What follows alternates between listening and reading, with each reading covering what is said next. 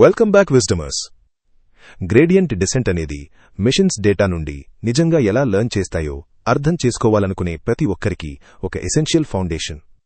కాబట్టి మీరు ఈ వీడియో చివరి వరకు మాతోనే ఉండాలని నేను రికమెండ్ చేస్తున్నాను, ఎందుకంటే థియరీ మరియు ప్రాక్టీస్ మధ్య ఉన్న గ్యాప్ని తగ్గించే కొన్ని హై వాల్యూ కాన్సెప్ట్స్ని మనం ఇక్కడ కవర్ చేయబోతున్నాం.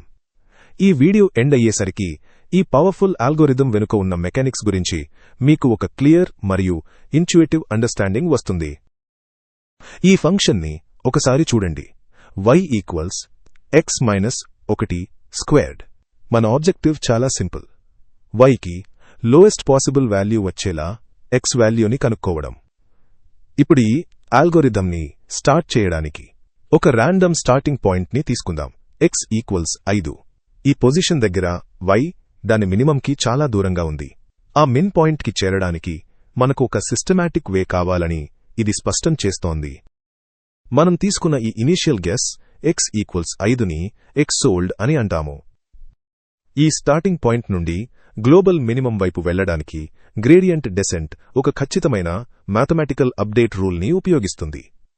ఈ కంప్యూటేషన్ మన పొజిషన్ని ఐటరేటివ్లీ రిఫైన్ చేయడానికి సహాయపడుతుంది. గ్రేడియంట్ డెసెంట్ యొక్క ఫండమెంటల్ ఈక్వేషన్ ఈ విధంగా ఉంటుంది. xnew equals xold minus product of the learning rate మరియు గ్రేడియంట్ ఆఫ్ ద ఫంక్షన్.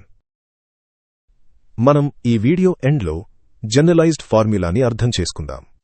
ఒక ప్రాక్టికల్ ఎగ్జాంపుల్ ద్వారా గ్రేడియంట్ డెసెంట్ ఆ మినిమంని ఎలా లొకేట్ చేస్తుందో సరిగ్గా విజువలైజ్ చేద్దాం. ఈ డెమాన్స్ట్రేషన్ కోసం ఇక్కడ ఏటా సింబల్తో రిప్రజెంట్ చేయబడిన మన లెర్నింగ్ రేట్ని 0.1కి సెట్ చేద్దాం. మన ఫంక్షన్ యొక్క డెరివేటివ్ 2 టైమ్స్ x-1 అని గుర్తు తెచ్చుకోండి. మనం మన స్టార్టింగ్ పొజిషన్ x_old ఈక్వల్స్ 5 దగ్గర ఈ గ్రేడియంట్ని ఇవాల్యుయేట్ చేస్తే మనకు 8 అనే వాల్యూ వస్తుంది. ఇప్పుడు ఈ వాల్యూస్ని మన ఫార్ములాలో సబ్స్టిట్యూట్ చేయడం ద్వారా మన ఫస్ట్ ఐటరేషన్ని చేద్దాం. మన కొత్త x వాల్యూని 5 minus product of our learning rate 0.1 మరియు గ్రేడియంట్ 8గా క్యాలిక్యులేట్ చేస్తాం. దీనివల్ల x ఈక్వల్స్ 4.2 అనే న్యూ పొజిషన్ వస్తుంది. గ్రాఫ్లో విజువలైజ్ చేయండి.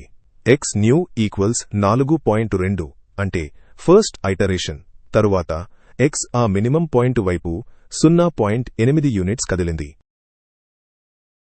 Before we move on to the second iteration, if you find our content helpful, please take a moment to share this video and subscribe to our channel. In addition, be sure to visit wisdomers.in for interactive quizzes and projects. ఇప్పుడు మనం మన second ఐటరేషన్ని చేద్దాం. మన previous result x equals 4.2 ఇప్పుడు మన కొత్త xold అవుతుంది. ఈ కొత్త పొజిషన్ దగ్గర మనం గ్రేడియంట్ని రీకాల్క్యులేట్ చేస్తాం. 2 టైమ్స్ 4.2 మైనస్ 1 మనకు 6.4 అనే స్లోప్ని ఇస్తుంది. అదే కన్సిస్టెంట్ లెర్నింగ్ రేట్ 0.1ని ఉపయోగించి మన వాల్యూని అప్డేట్ చేద్దాం. xnew equals 4.2 minus product of 0.1 మరియు 6.4. దీనివల్ల x ఈక్వల్స్ 3.56 అనే కొత్త పొజిషన్ వస్తుంది. మీరు చూస్తున్నట్లుగా సెకండ్ ఐటరేషన్ తర్వాత మనం మిన్ పాయింట్కి ఒక స్టెప్ ఎంత దగ్గరగా వెళ్లామో గ్రాఫ్లో గమనించండి. ఆల్గోరిథం ఈ ఐటరేటివ్ ప్రాసెస్ని కొనసాగిస్తుంది. గ్రాఫ్లో ట్రాజెక్టరీని గమనించండి. x వాల్యూ గ్రాడ్యువల్గా ఫంక్షన్ యొక్క మినిమం పాయింట్ వైపు కాన్వర్జ్ అవుతుంది. మనం లోవెస్ట్ పాయింట్కి చేరుకున్నప్పుడు x వాల్యూ కొంచెం ఆసిలేట్ అవ్వటం మీరు గమనించవచ్చు. ఇది సరిగ్గా పెండులం మోషన్ లాగా ఉంటుంది. ఈ బిహేవియర్ మనం సక్సెస్ఫుల్గా మినిమంకి చేరుకున్నామని సూచిస్తుంది మరియు మనం ఇప్పుడు ఐటరేషన్స్ని టర్మినేట్ చేయవచ్చు. విజ్డమర్స్, దయచేసి మీ ఫోకస్ని అలాగే ఉంచండి, ఎందుకంటే ఈ అల్గోరిథం యూనివర్సలీ ఎలా పనిచేస్తుందో తెలిపే క్రిటికల్ మెకానిక్స్ గురించి ఇప్పుడు మనం ఎక్స్ప్లోర్ చేస్తున్నాం. ఇది ఒక కాంప్రహెన్సివ్ డీప్ డైవ్ అయినప్పటికీ ఇక్కడ లభించే ఇన్సైట్స్ మీ ప్రాక్టికల్ ఎక్స్పర్టైజ్ కోసం చాలా ఎసెన్షియల్. ఇప్పుడు మన ఇనిషియల్ గెస్ ఒక నెగటివ్ కోఆర్డినేట్ నుండి స్టార్ట్ అయ్యే సినారియోని విజువలైజ్ చేద్దాం. x ఈక్వల్స్ -5 అనే ఇనిషియల్ వాల్యూని ఉపయోగిస్తూ మనం అదే ఐడెంటికల్ అప్డేట్ ఫార్ములాని అప్లై చేస్తాం. స్టార్టింగ్ పొజిషన్ ఏదైనప్పటికీ ప్రతి ఐటరేషన్ మిమ్మల్ని ఎలా సిస్టమాటిక్లీ గ్లోబల్ మినిమం వైపు గైడ్ చేస్తుందో గమనించండి. ఇప్పుడు మీకు గ్రేడియంట్ డెసెంట్ వెనుక ఉన్న ఇంట్యూషన్పై ఒక సాలిడ్ గ్రాస్ప్ ఉంది కాబట్టి ఈ అల్గోరిథంని నడిపించే మ్యాథమెటికల్ ఫార్ములాని ఇప్పుడు బ్రేక్ డౌన్ చేద్దాం. ఒక ఫంక్షన్ యొక్క మినిమం పాయింట్ని కనుక్కోవడానికి మనం ఈ కింది ఈక్వేషన్ని ఉపయోగిస్తాం. xnew అనేది xold minus eta times slope కి సమానం. ఈ ఫార్ములాలో రెండు ప్రధాన కాంపోనెంట్స్ ఉన్నప్పటికీ అవి స్లోప్ మరియు లెర్నింగ్ రేట్ ఏటా. మొత్తం అల్గోరిథం యొక్క లాజిక్ స్లోప్ ద్వారానే డ్రివన్ అవుతుంది. ఈ ఈక్వేషన్లో స్లోప్ ఎందుకు అత్యంత క్రిటికల్ పార్ట్ అనే దానిపై మనం ఇప్పుడు ఫోకస్ చేద్దాం.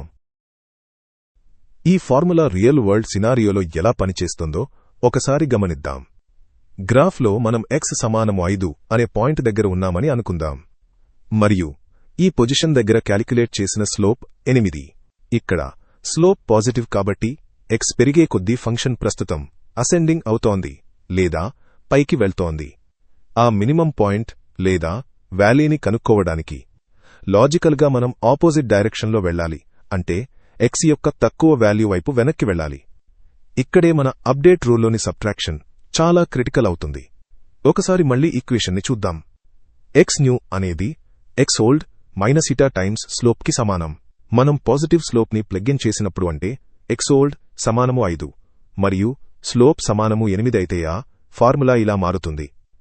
xnew అనేది 5 మైనస్ eta టైమ్స్ 8కి సమానం. మన కరెంట్ పొజిషన్ నుండి ఒక పాజిటివ్ వాల్యూని సబ్ట్రాక్ట్ చేయడం ద్వారా కొత్త x వాల్యూ 5 కంటే తక్కువగా ఉంటుంది. మ్యాథమెటికల్ పాజిటివ్ స్లోప్ ఉందంటే మనం కుడివైపుకు చాలా దూరం వెళ్లామని ఫార్ములా గుర్తిస్తుంది. స్లోప్ని సబ్ట్రాక్ట్ చేయడం ద్వారా అల్గారిథం ఆటోమేటిక్గా x వాల్యూని ఎడమవైపుకు నెడుతుంది. దీనివల్ల మనం కర్వ్ నుండి కిందకు మరియు మినిమం పాయింట్కి దగ్గరగా వెళ్తాము. ఇప్పుడు మినిమంకి ఆపోజిట్ సైడ్లో ఉన్న పాయింట్ని గ్రేడియంట్ డెసెంట్ ఫార్ములా ఎలా హ్యాండిల్ చేస్తుందో గమనిద్దాం. గ్రాఫ్ పైన మనం x ఈక్వల్స్ -5 అనే పాయింట్ దగ్గర ఉన్నామని అనుకుందాం మరియు ఈ పొజిషన్ దగ్గర క్యాల్కులేట్ చేసిన స్లోప్ -12. ఒక నెగటివ్ స్లోప్ అంటే x పెరిగే కొద్దీ ఫంక్షన్ ప్రస్తుతం డెసెండింగ్ అవుతోందని అర్థం. కర్వ్ యొక్క ఈ భాగంలో మినిమం పాయింట్ మన కరెంట్ పొజిషన్కి కుడివైపున ఉంది కాబట్టి ఆ వ్యాలీ యొక్క బాటంకి చేరుకోవడానికి మనం పాజిటివ్ డైరెక్షన్లో వెళ్ళాలి, అంటే మన x వాల్యూని పెంచాలి. గ్రేడియంట్ డెసెంట్ ఫార్ములా మనం సరైన డైరెక్షన్లో వెళ్లేలా మ్యాథమెటికల్గా ఎలా చూస్తుందో చూద్దాం. xnew అనేది xold మైనస్ eta టైమ్స్ స్లోప్కి సమానం. మనం మన వాల్యూస్ని సబ్స్టిట్యూట్ చేసినప్పుడు xold -5కి మరియు స్లోప్ -12కి సమానం. ఈ ఈక్వేషన్ ఇలా మారుతుంది. xnew అనేది -5 మైనస్ eta టైమ్స్ -12కి సమానం. ఇది అల్గోరిథం లాజిక్లో చాలా క్రిటికల్ మోమెంట్. మ్యాథమెటిక్స్లో ఒక నెగటివ్ నంబర్ని సబ్ట్రాక్ట్ చేస్తే అది అడిషన్గా మారుతుంది. దీనివల్ల ఈ ఫార్ములా ఇలా సింప్లిఫై అవుతుంది. xnew అనేది -5 ప్లస్ eta టైమ్స్ 12కి సమానం. ఇప్పుడు మనం మన స్టార్టింగ్ పాయింట్కి ఒక వాల్యూని యాడ్ చేస్తున్నాం కాబట్టి కొత్త x వాల్యూ -5 కంటే ఎక్కువగా ఉంటుంది. నెగటివ్ స్లోప్ యొక్క సబ్ట్రాక్షన్ని అడిషన్గా మార్చడం ద్వారా మనం మినిమంకి ఎడమవైపు ఉన్నామని ఫార్ములా ఆటోమేటిక్గా రియలైజ్ అవుతుంది మరియు x వాల్యూని కుడివైపుకు నెడుతుంది. ఇది కొంచెం పెద్ద వీడియోనే, కానీ మనం ఇంకా లెర్నింగ్ రేట్ గురించి తెలుసుకోవాలి. Stay focused wisdomers. స్లోప్ మన స్టెప్ యొక్క డైరెక్షన్ని డిసైడ్ చేస్తే లెర్నింగ్ రేట్ ఆ స్టెప్ యొక్క సైజ్ని డిసైడ్ చేస్తుంది. దీనిని ఒక ఎగ్జాంపుల్తో అర్థం చేసుకుందాం. మన పాత ఎగ్జాంపుల్ని ఒకసారి చూద్దాం. అక్కడ xold సమానము 5 మరియు స్లోప్ సమానము 8. రెండు వేర్వేరు లెర్నింగ్ రేట్స్తో అల్గోరిథం ఎలా పనిచేస్తుందో ఇప్పుడు కంపేర్ చేద్దాం. సినారియో 1 ఒక చిన్న లెర్నింగ్ రేట్. ఇక డేటా 0.1కి సమానం. xnew equals xold minus eta times slope అనే ఫార్ములాని ఉపయోగిస్తే క్యాల్క్యులేషన్ ఇలా ఉంటుంది. xnew equals 5 minus 0.1 times 8. ఇది 4.2కి సమానం. 0.1 లెర్నింగ్ రేట్తో x వాల్యూ 5 నుండి 4.2కి మారుతుంది. గ్రాఫ్లో ఆ జంప్ని ఒకసారి గమనించండి. ఇది ఒక చిన్న జంప్. సినారియో 2 కొంచెం పెద్ద లెర్నింగ్ రేట్. ఇక డేటా 0.2కి సమానం.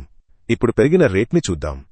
xnew ఈక్వల్స్ 5 మైనస్ 0.2 టైమ్స్ 8 ఇది 3.4కి సమానం అవుతుంది. లెర్నింగ్ రేట్ని డబుల్ చేయడం వల్ల మన జంప్ చాలా పెద్దదిగా మారింది. ఒక్క సింగిల్ ఇటరేషన్లోనే మనం కర్వ్ నుండి చాలా కిందికి వెళ్లగలిగాం.